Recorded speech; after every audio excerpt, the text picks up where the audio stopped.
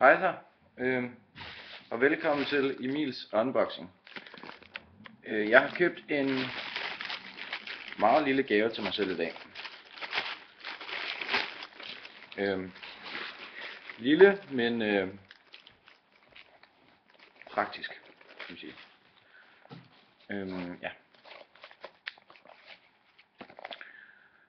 Sådan her ser den ud. Det er størrelsen.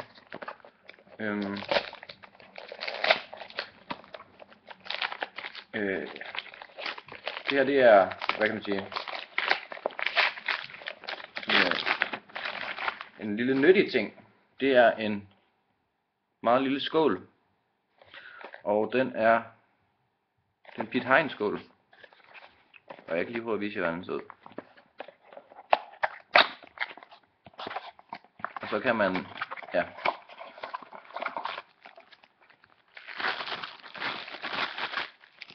lidt design. Sådan ser den ud. Og så kan man have, det ved jeg ikke, nødder i, eller noget i den stil. Og som I kan se, så kan man også spejle sig i den. Ja. Tusind tak fordi I kiggede med. I er velkommen til at like og subscribe. Ha' det utroligt godt.